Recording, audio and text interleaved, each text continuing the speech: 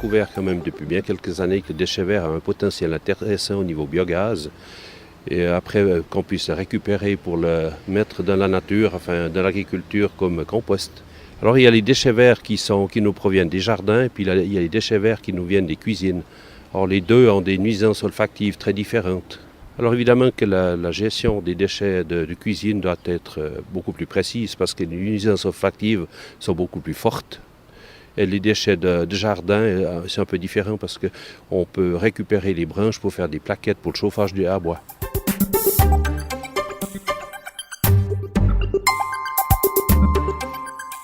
Alors à l'époque, c'était la SA Compost qui s'occupait de la gestion des déchets verts, mais vu que la SA Compost a dû fermer en 2007, l'entreprise a été reprise par la Satom qui a acheté les installations, et de la Satom, pour garantir une bonne gestion des nuisances olfactives, a dû donner des garanties. Parce que les communes sites ne voulaient pas octroyer le permis de construire s'il n'y avait pas les garanties de bonne gestion des nuisances olfactives. Alors à partir de là, il a fallu organiser la réception des déchets par rapport au nouveau digesteur qui était mis en place, qui est en train de se mettre en place actuellement, un digesteur Compogaz. Et Satom a mis en place deux réceptions, une réception pour les déchets de cuisine et une réception pour les déchets purement jardin.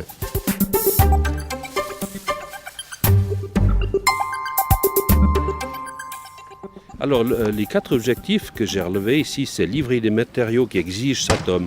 Donc, comprendre que le plastique est l'ennemi numéro 1 du compost. Il faut absolument qu'on arrive à supprimer les plastiques dans les matériaux de compostage. Et puis, mettre à disposition de l'usager un système de récolte qui lui permet d'évacuer tous les jours ses déchets de cuisine dans les 48 centres de collecte répartis dans la commune. Ça, c'est le deuxième. Et puis le troisième, alors là, c'est limiter les arrêts des camions lors de la collecte afin que le bilan énergétique reste positif. Il ne faut pas brûler plus de mazout qu'on récolte d'énergie à la fin avec le produit, donc on doit garder un bilan positif. Et le quatrième, diminuer la pénibilité de travail de nos collaborateurs en demandant que les déchets de jardin soient évacués uniquement dans les conteneurs adéquats. Donc ça, c'est un problème de levage. Nos camions sont équipés pour lever des containers. Et souvent, nos collaborateurs se sont retrouvés avec des charges beaucoup trop lourdes. Lorsqu'il fallait soulever des gros sacs ou autres, c'était plus possible pour eux de travailler comme ça.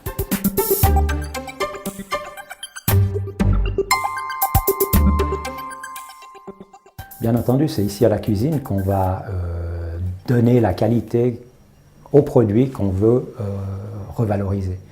Pourquoi? Parce que le geste que l'on va faire à la cuisine, il est le plus important puisqu'il nous permet de trier le déchet que l'on veut évacuer et surtout le mettre dans un emballage, l'évacuer avec les moyens qui vont être ceux qui donneront la qualité aux produits récupérés à la Satom.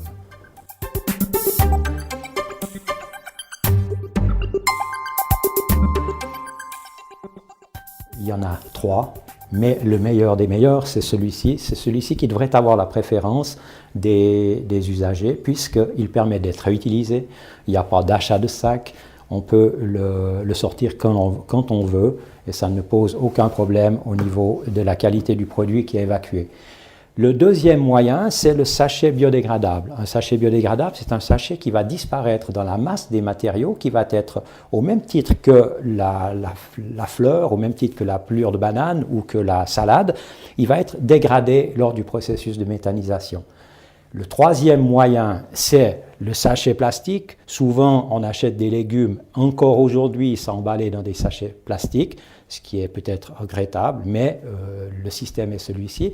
On peut l'utiliser et c'est là que se pose la grosse question. Et la qualité du produit peut être totalement dégradée si nous maintenons ce sachet-là lorsque nous allons mettre le conteneur, dans le conteneur, le déchet qu'on a trié de manière adéquate. Le résultat sera très mauvais puisqu'on a ce plastique qui va perturber le processus de méthanisation. On voit ici, on a schématisé quels étaient les meilleurs moyens. Donc le bidon, c'est le plus simple. Le sachet biodégradable, on le jette directement dans le conteneur. Et le sachet plastique, qui lui a le désavantage de devoir être vidé et ensuite d'être mis dans la poubelle qui se trouve à côté du conteneur.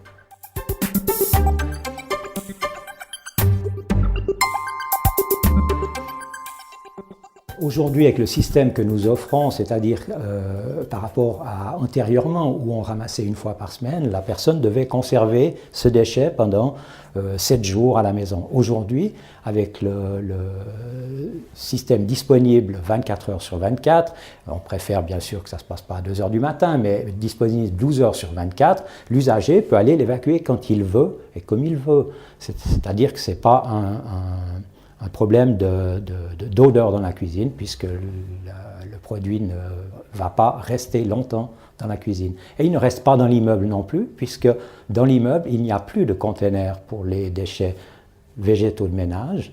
Les déchets végétaux de ménage sont apportés essentiellement dans les centres collecteurs de quartier qui se trouvent à proximité des habitations, 100-150 mètres environ de chaque habitation.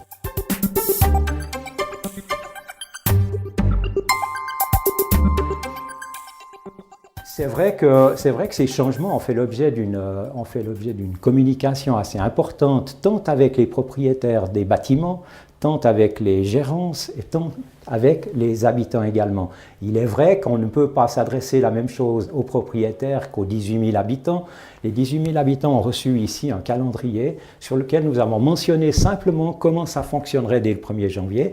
Et l'on voit par exemple que pour les déchets de cuisine, ceux qu'on a ici, c'est le centre de collecte de quartier que tout le monde a identifié aujourd'hui, puisqu'on en a 48. Et sur les 48, nous avons ce grand panneau qui indique exactement comment ça se passe pour la gestion des déchets à Vevey, et en particulier comment ça se passe pour les déchets végétaux des ménages, qui sont les fruits, les légumes, les fleurs et les plantes d'appartement. Voilà. Ici, il y a toutes les informations. Il suffit simplement de prendre quelques minutes pour acquérir ce réflexe. Il n'y a pas besoin d'y passer tous les jours 5 minutes pour comprendre le système. Une fois qu'on a intégré l'idée, et c'est ça peut-être le plus important, c'est que les gens s'impliquent. Une fois qu'ils s'impliquent, ils ont ça dans leur esprit et ils vont fonctionner avec ce système.